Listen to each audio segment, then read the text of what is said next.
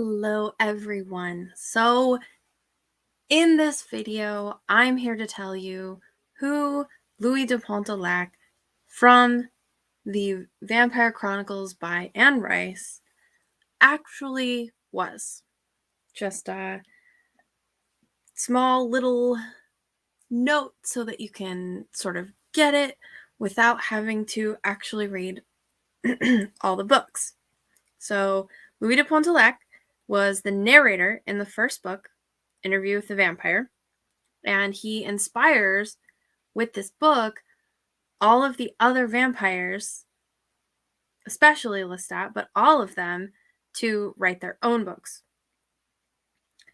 He appears or is mentioned in Interview with a Vampire, obviously, The Vampire Lestat, Queen of the Damned, Tale of the Body Thief, Memnoch the Devil, The Vampire Armand, Merrick, Blood Canticle, Prince Lestat and Atlantis, and Blood Communion.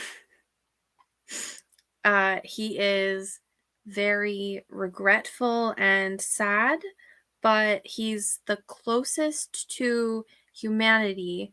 Therefore, he's pretty universally loved by all of the other vampires. He has green eyes, and as said in page 2 of Interview with the Vampire, his skin is pale as bleached bone. He also has black hair. So, Louis was born on October 4th, 1776, and he was born to an immigrant Catholic family. They owned their own plantation near New Orleans. It was his brother, his little brother, his sister, and his mother. So his brother's name was Paul, and he had visions of saints that told him that his purpose was to sell the family plantation and move back to France so that he could be a missionary. Louis initially encouraged him to, he loved his brother, so he encouraged him to pursue his devotion to religion. He even built him a little chapel and everything. But when he started acting a little bit crazy with these visions, they had an argument, and Paul died by accident immediately after the argument. He falls down some stairs. So Louis blames himself, which he's very good at doing, and he starts drinking at taverns and gambling, neglecting the plantation. Lestat sees him one night, and he takes him and drains him nearly dry, but not totally dry, and then convinces him to become his fledgling, turns him later into a vampire. Then he moves in. Lestat moves in with Louis. He brings his blind, aging father with him, which he won't talk about. So it's established that Lestat doesn't really like to talk about anything in his past. All he says is, "This is my dad." This is frustrating to Louis, but now Louis feels as though this is his, like, Louis Lestat is his only chance. He doesn't know anything. And he's got this hunger now for human flesh, which he didn't really explain or anticipate. So then Lestat convinces Louis to kill his own father. Lestat can't bear to do it, so he convinces Louis to. Around the same time, because of all of their bloodlust, mainly Lestat's, all of Louis' slaves burn Louis' plantation to the ground, and Louis and Lestat escape to New Orleans. Now, Louis, feeling guilty, he starts killing rats. But one night his hunger gets the best of him, and he finds this girl who he thinks, oh, she's going to die anyway. So he thinks that he kills her, but Lestat reveals to him later, oh, look, she's not dead, and makes Claudia so that he can have in the movie, he calls her a more congenial companion. And then they have, this quote unquote daughter that they can sort of dote upon. And also, Louis would feel a lot of guilt if he abandoned her. So, for 65 years, the three vampires lived together in New Orleans. But then, as Claudia starts to realize what she is, a child who physically cannot grow, but mentally, she's a woman, she's very frustrated and angry. She discovers that it was mainly Lestat's idea.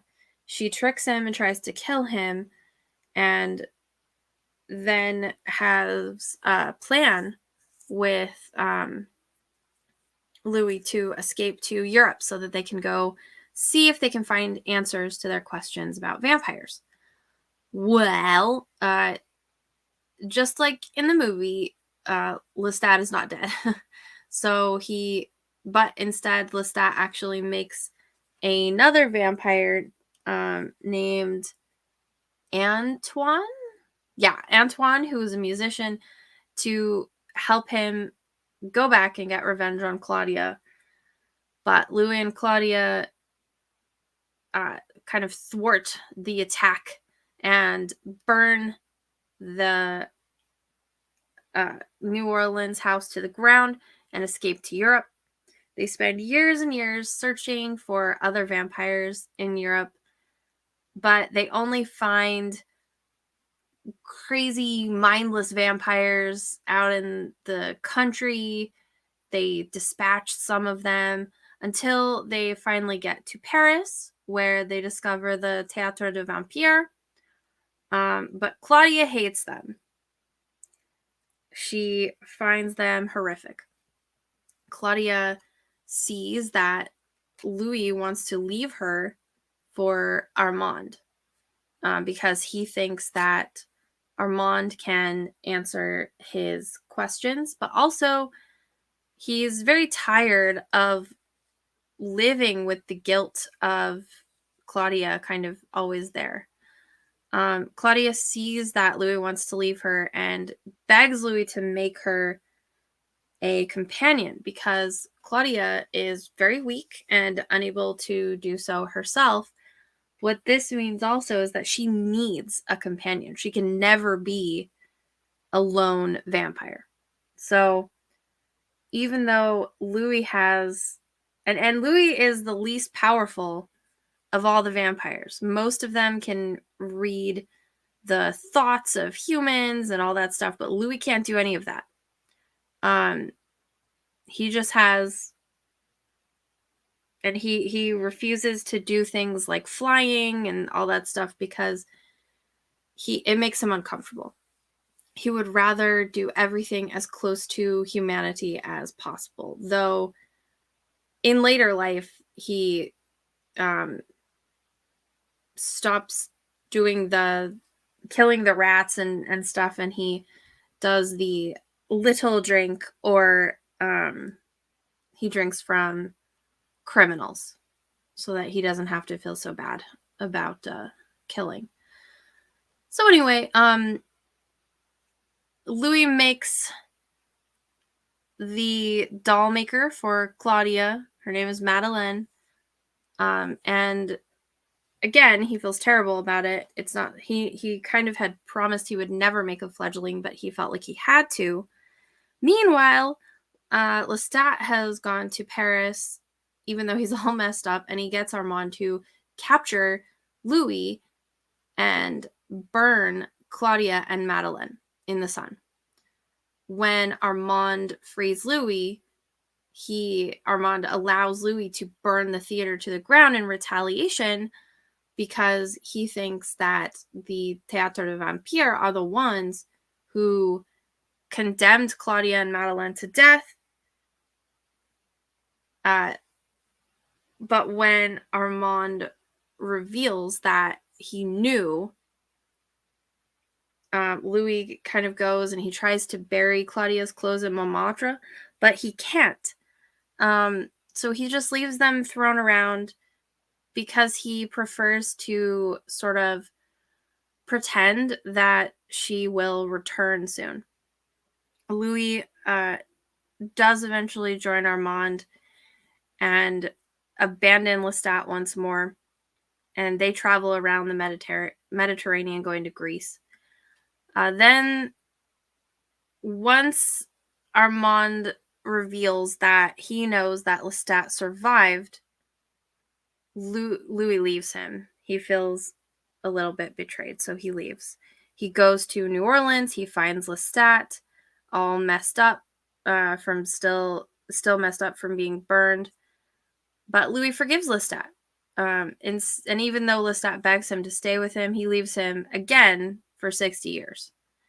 Then in Queen of the Damned, Louis finds Lestat in an attempt to save him if he can, because there's all these vampires who are intending to kill Lestat at Lestat's rock concert, because he has spent all this time revealing all of the intimate secrets that Lestat knew about every vampire he knew about. They escape the concert, however, because Lestat's mom, that Lestat made into a vampire when he was young, comes up in a limo. But as they're driving away, Akasha steals Lestat. She can easily burn to death any vampire she wants to. However, she doesn't burn anyone that Lestat loves. So Louis, Madeleine, Armand, they're all left alive. Louis and Gabrielle, they meet several other vampires at a compound in the Sonoma Mountains that is owned by Akasha's ancient nemesis named Maharet. She's one of twins. There, Louis and Madeleine learn, and some of the other vampires, they learn the origin of all vampires while they are there. They're waiting for Akasha to come and confront them. So Louis is present when Mahara and Mikare, her twin, defeat Akasha. Then in Tale of the Body Thief, Louis tells Lestat not to switch bodies, and then refuses to turn Lestat in his new body into a vampire after the body thief betrays him. But Louis joins back up with him when Lestat gets his body back.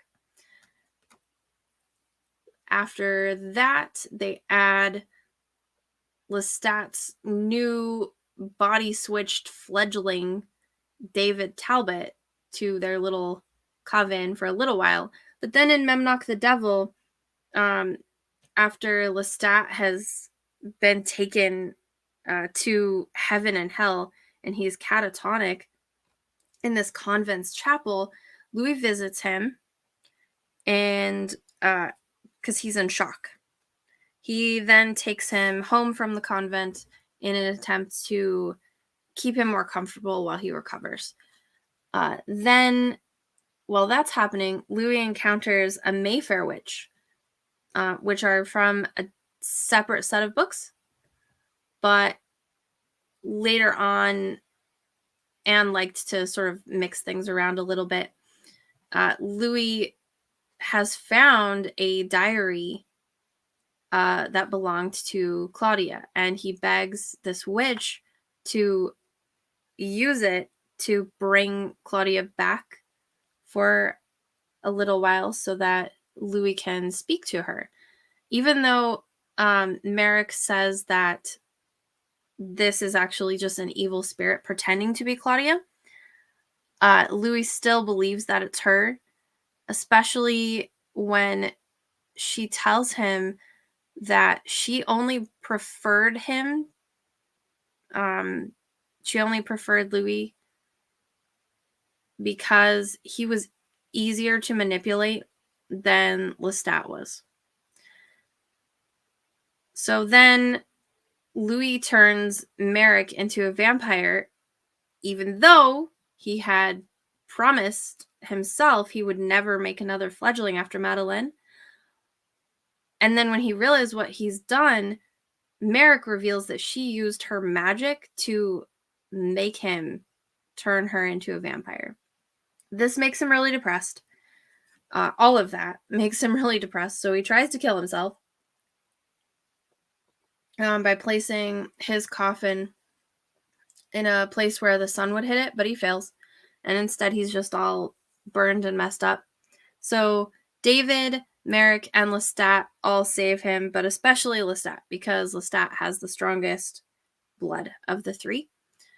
But this also, seeing his fledgling in so much pain wakes Lestat from catatonia. So because of that, Louis reconciles and he stays with Lestat.